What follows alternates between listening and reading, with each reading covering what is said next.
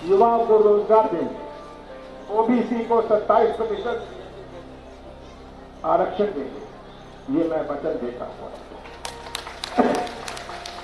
पर मैं आपसे एक प्रार्थना करता हूं कि आपको तय करना है कि आप कैसा प्रदेश आगे आने वाली पीढ़ियों को सौंपना चाहते हैं। 4 महीने बाद ये सबसे बड़ा फैसला होगा कि कैसा प्रदेश हम आगे आने वाली पीढ़ियों को सौंपना चाहते हैं। और मुझे पूरा विश्वास है कि आप प्रदेश की तस्वीर अपने सामने रख लीजिएगा, प्रदेश की तस्वीर अपने सामने रख लीजिएगा और सच्चाई का साथ दीजिएगा। मध्य प्रदेश के पूर्व मुख्यमंत्री और प्रदेश कांग्रेस के अध्यक्ष कमलनाथ अब चुनावी मूड में आ चुके हैं। राज्य सरकार को घेरने का कोई मौका नहीं छोड़ रहे हैं, बड़े बड़े वादे भी कर रहे हैं। उन्होंने शाजापुर जिले में अन्य पिछड़ा वर्ग यानी ओबीसी को 27% आरक्षण देने का वादा कर दिया। इसके साथ ही भ्रष्टाचार के मुद्दे पर वो घेरते हुए कहते हैं कि चुनाव से पहले भाजपा को बहनें, किसान और कर्मचारी याद आ रहे हैं। लेकिन मध्य प्रदेश की जनता भी शिवराज सरकार को विदा करने के लिए तय कर चुकी है। मैं भी आपको बड़े प्यार से विदा करूंगा, ये कटाक्ष उन्होंने शिवराज सिंह चौहान पर किया। कमलनाथ ने शाजापुर जिले में शुजालपुर में जनसभा को संबोधित किया। इसके साथ ही अकोदिया मंडी में प्रेस कॉन्फ्रेंस भी की। यहां उन्होंने कहा कि कांग्रेस की सरकार बनने पर ओबीसी को 27% आरक्षण दिया जाएगा। समझिए कि ये दाव अब कांग्रेस ने मध्य प्रदेश की जमीन पर खेल दिया है। कमलनाथ ये भी बोल गए कि ये इतना आसान नहीं होने वाला है। 27% आरक्षण देने की घोषणा भाजपा ने भी की थी, लेकिन इसे अमलीय जामा नहीं पहना सकी। सुप्रीम कोर्ट और हाई कोर्ट में चुनौती मिली तो राज्य की भाजपा सरकार को अपने फैसलों से पीछे हटना पड़ा। अब कमलनाथ ने एक बार फिर यही मुद्दा छेड़ा।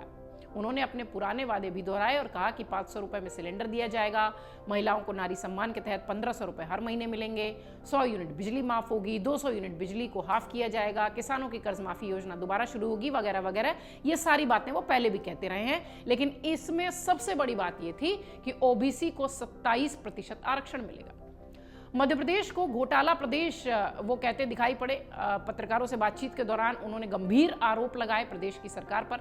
कमलनाथ ने आरोप लगाया कि मध्य प्रदेश की भाजपा सरकार ने घोटाला प्रदेश बनाकर रख दिया है। महाकाल लोक के निर्माण कार्य में घोटाला हुआ, भ्रष्टाचार करने में धर्म भी नहीं छोड़ा गया। एक जो विपक्ष का नेता के तौर पर उनको जो भी उचित लग रहा था वो लगातार भाजपा पर हमलावर होकर बोल रहे थे। उन्होंने ये भी कहा कि सिंहस्थ क्षेत्र में अवैध रूप से भूमि का जो डाइवर्जन है वो लगातार किया गया। इस तरह के तमाम आरोप वो बीजेपी और शिवराज सरकार पर लगाते हुए नजर आए। इसके अलावा कमलनाथ ने यह भी आरोप लगाया कि 1 करोड़ नौजवान बेरोजगार हैं और मध्य प्रदेश में रजिस्टर्ड बेरोजगार युवाओं की संख्या 40 लाख हो चुकी है। नौजवानों का जो भरोसा है वो सरकार से उठ गया है। 1 करोड़ नौजवान प्रदेश में बेरोजगार बैठे हैं। मध्य प्रदेश पर निवेशकों का कोई भरोसा नहीं है। ये तमाम बातें वो लगातार अपनी प्रेस कॉन्फ्रेंस में कहते नजर आए। उन्होंने कहा कि निवेश तभी आएगा प्रदेश में जब देश में निवेशकों का भरोसा होगा। ऐसा कुछ है नहीं। वो बीजेपी की सरकार और प्रदेश में शिवराज सरकार पर लगातार हमलावर थे। उन्होंने कहा सौदा करने और सौदा करने की कोशिश करने वालों को इस बार जनता मौका नहीं देने वाली है। कमलनाथ के हौसले बुलंद हैं। लगातार शिवराज सरकार पर वो हमलावर हैं और कह रहे हैं कि भ्रष्टाचार की सरकार है, इस बार शिवराज की विदाई होगी। पुलिस प्रशासन पर भी सवाल उठाते हुए कमलनाथ ने कहा कि मैं हमेशा से पुलिस प्रशासन से ये कहता हूं कि पुलिस को अपनी वर्दी का सम्मान करना चाहिए।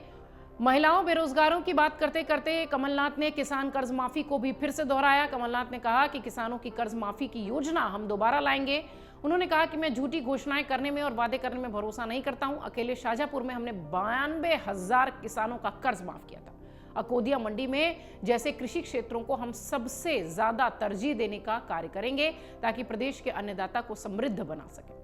शाजापुर जिले की बात करें तो उन्होंने कहा कि हमारे यहाँ लहसुन, प्याज, टमाटर, अन्य सब्जियां उगाने वाले किसानों के साथ न्याय नहीं हो रहा है। हम इसका ध्यान रखेंगे और सभी को उचित मूल्य मिल सके, समर्थन मूल्य सही हो, मंडियों में किसानों की लंबी लंबी लाइनें न लगे, ये सारी व्यवस्था हम अपनी सरकार में करेंगे। ये बड़ा प्रश्न है कि इस वक्त किसान क्यों परेशान है।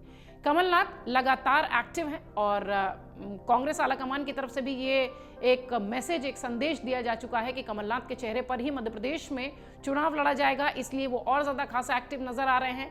इस वक्त जिस तरीके से वो शिवराज सरकार पर हमलावर हैं, ऐसा देख के लगता है कि पूरी तरह से चुनावी मोड में वो आ चुके हैं।